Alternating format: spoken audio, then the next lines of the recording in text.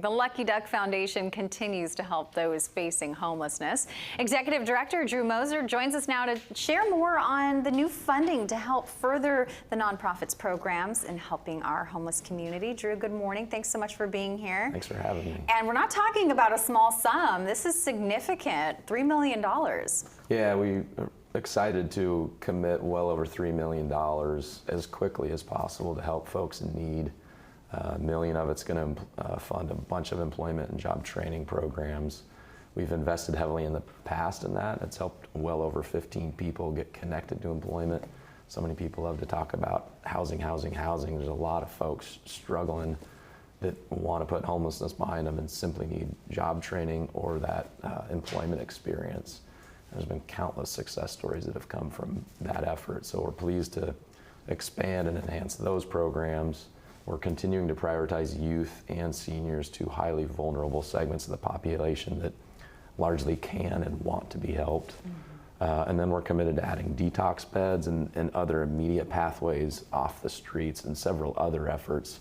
There's only 78 detox beds in the entire county. That's just and crazy. About 94% of people that are ready and want to get help can't get help because there's not an available resource. So that's an area that we continue to focus on and prioritize. Unfortunately, there's a significant level of substance abuse and addiction that takes place on the streets. So we're focused on how can we help people move immediately into the help that they need, get that truly restorative approach so they can get back to self-sustainability and a healthy, fulfilling place in life. Right, because you can put housing, you can put a roof over their heads, but if the behaviors don't change and the resources aren't there to help that, it really doesn't do much good to get a better outcome, right? Yeah, you have to help people reclaim their mind, reclaim their heart. And then find that brighter pathway to then help them manage a home or manage an apartment. So there, and if there's 5,000 people on the streets, there's 5,000 different stories, and so we try to have several different strategies in place. But the bottom line is there's a lot of people that want the help, but there's not the resources that exist, whether that's a shelter, whether that's a detox bed, whether that is housing.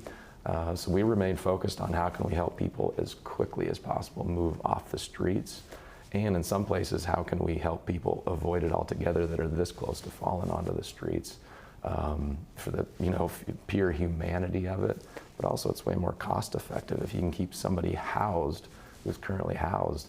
That's nominal compared to once they've fallen onto the streets. It's a pretty significant cost, not to mention just all the trauma and just perils of trying to survive on the streets. Right. So the event, a widely successful event this past week, certainly did honor people who were supportive in the Lucky Duck Foundation and its mission. Tell us a little bit about honoring Peter Seidler and the late, great Bill Walton. Yeah, I'll start with Bill. He was involved with Lucky Duck since day one, going back almost 20 years ago with our co-founders. Incredibly loyal and supportive since day one, and so we recognized him as the Lucky Duck Person of the Year, which is to honor somebody that gives extraordinary amounts of their time, talent, or treasure. He gave all three, and his wife Lori sits on our board. She was there, accepted on his behalf, and then she basically immediately said he would only accept this if Pat Kilkenny, who's our co-founder that matches all donations up to $1.5 million, if he would share the honor with him. So that was a surprise to Pat and really all of us. So it was, one small way we could remember Bill and his remarkable legacy and commitment to our mission and just all the things he did to help us go out and help people. And then Peter Seidler, the late Padres owner, he was intimately involved with our work, just like Bill, a remarkable, off the charts, amazing individual. That cared deeply, and so he would, just like Bill, crazy amounts of time, talent, and treasure. But one thing that was really important to Peter was hosting homeless symposiums to get political leaders, business leaders, service providers, the right people in the room to have a discussion on, hey, what are we doing here and where are we going? Because it can be a really disjointed system. And Peter was all about collaboration, no concern for credit, taking action, doing things in a truly best-in-class fashion with a total bias for action. So we're going to rename those symposiums the Peter Seidler Way Symposiums on Homelessness.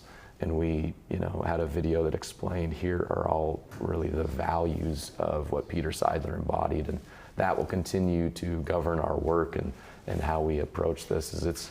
It's not easy, but his I think resilience and positivity is something that we will absolutely continue to follow and put forth in our work every single day.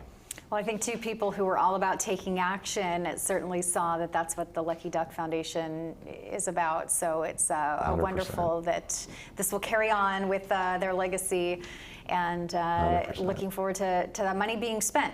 Absolutely. Just happening soon. We'll put it in the community as quickly as possible, which is exactly what they would want. And it's one thing to raise a bunch of money, which that's what we try to do every day, frankly. Right.